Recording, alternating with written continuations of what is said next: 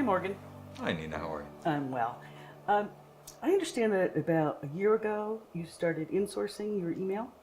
Yeah, so I think similar to most other large organizations that have a big marketing footprint, we're always looking at ways to drive down costs. And so we looked across a variety of different marketing channels and really wanted to figure out where can we save meaningful dollars. And so we looked kind of HP being as large as we are, we leverage agencies for a lot of stuff. It's just obviously more cost effective and allows us to scale up or scale down. Hmm.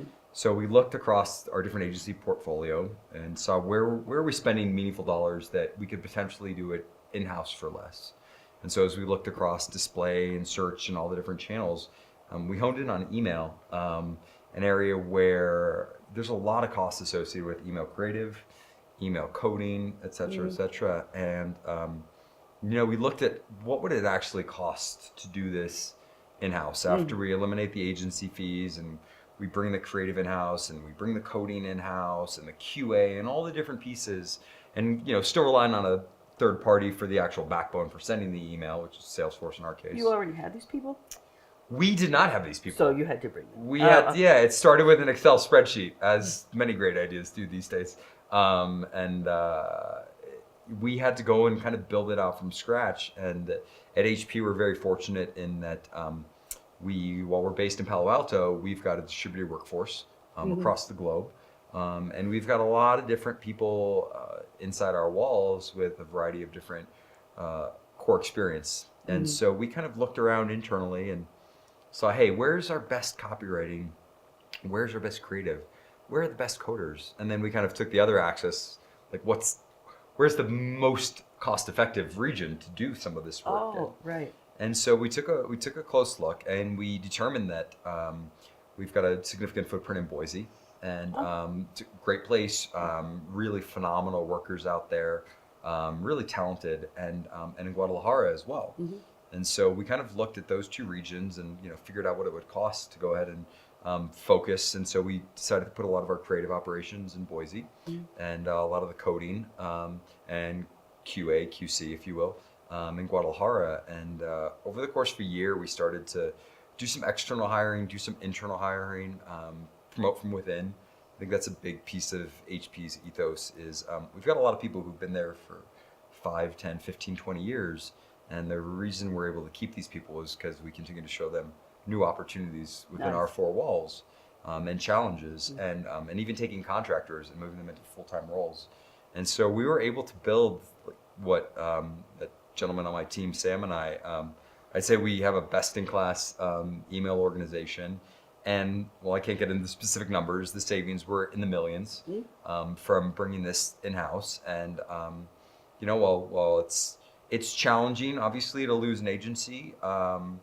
I think the level of savings, the ability to act dynamically on the fly, and I think the overall sense of pride and ownership that you get from creating something from soup to nuts, if you will, internally is pretty significant. And we're very fortunate to have the support of our executive team in kind of going through. And like I said, put it all together in Excel, and we were able to deliver the plan. And now I'd say we've got an email program that is definitely at the same level, if not better, than a lot of our competitors at a reduced cost.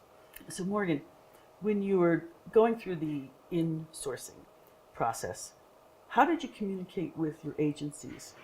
And did you bring them in and talk with them about it? And was there any bad feelings? Or? I mean, no. I mean, it's a challenging dialogue to have with anytime you end an agency relationship, right? And stuff you really need to be sensitive to the internal needs, right? You need to be loyal to your company first. But then, in an agency relationship, there are people whose livelihoods are, particularly at a account the size of HP's, like there's a creative director and like probably 100% of their time is built against HP. And so, their agency is going to have to find another client to put them on. Like this is people's livelihoods that we're talking about here.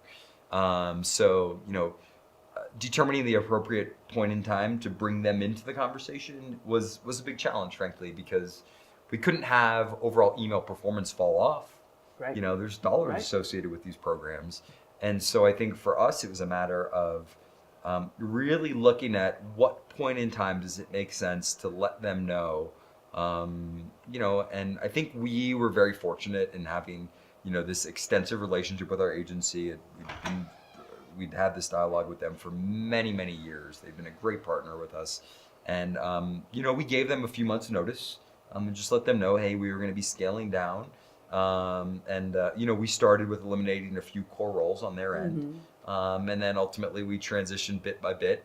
It was it's not an easy undertaking on either side, on the agency scaling Right. back or on our side scaling up. It was, it took from when we put it together in Excel to when we actually completed the project and were able to, end the agency relationship. It was well over a year.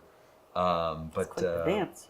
Yeah, it really is. Like I said, we were as transparent as we could be. We gave them as much notice as humanly possible.